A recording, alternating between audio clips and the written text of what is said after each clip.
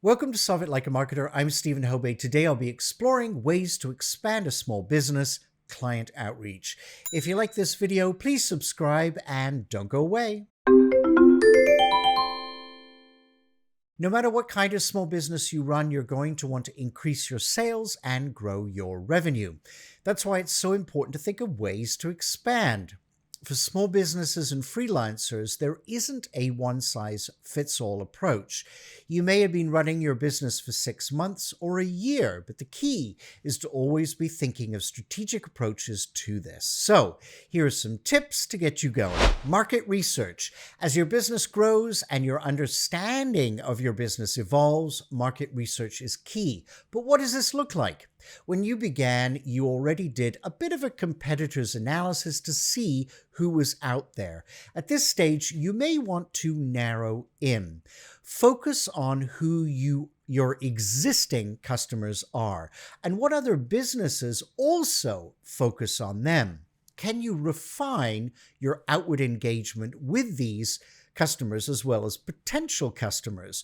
Always go back to your strengths and weaknesses, address those weaknesses, and leverage your strengths.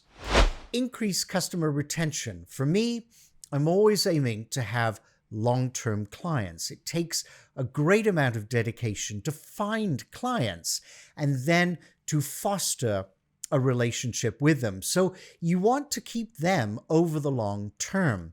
Having a series of one-off clients ends up being more work for you.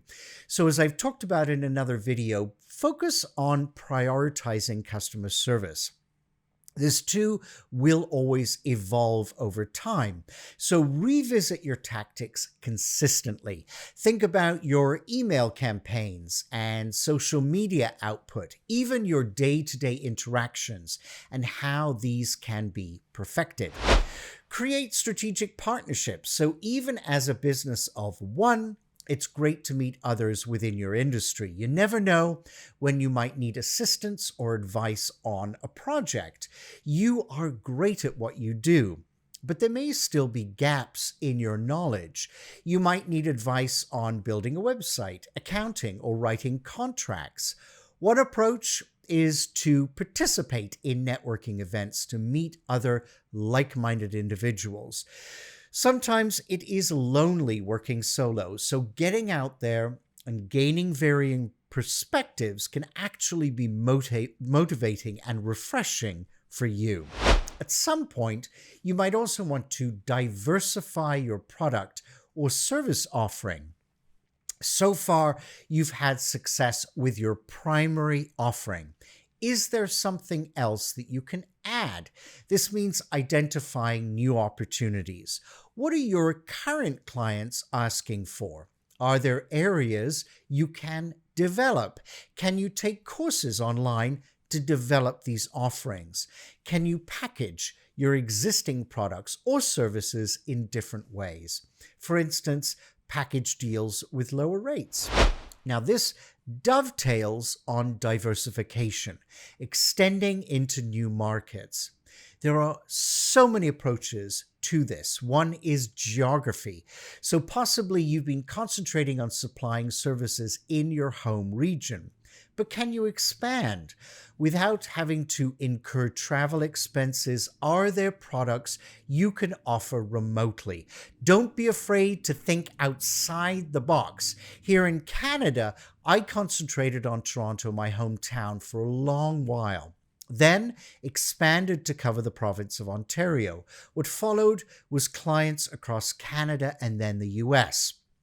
I'm now actually looking at Europe as a possibility. So I would say with this, timing is everything. Don't jump the gun too quickly. You need to be ready and confident in what you do before you make these incremental leaps forward. Finally, measure what works and refine as you go. No doubt I am repeating myself here, but I can't stress enough how important it is to keep assessing. So keep refining everything that you do. If it works, great. But there is always room for adjustment. Maybe this means focusing on weaker points of your business, such as, say, negotiating contracts or concentrating on realistic financial forecasting. So regularly monitoring your progress and making updates are key to having a successful business. Now let's talk about corporate social responsibility. It's not only the big companies that practice CSR or corporate social responsibility. Many customers want to do business with a company that matches their own values. Corporate social responsibility means you can recognize the impact of your business and what it has on all aspects of the community. But as a small business or freelancer, what does this look like? Well, at the top of the list is going green. So show that you care about reducing your business's impact on the environment, which means reducing your carbon footprint. Now, there are lots of ways you can do this. These can be small adjustments, but significant nonetheless. For instance, you might consider choosing a website server that is green.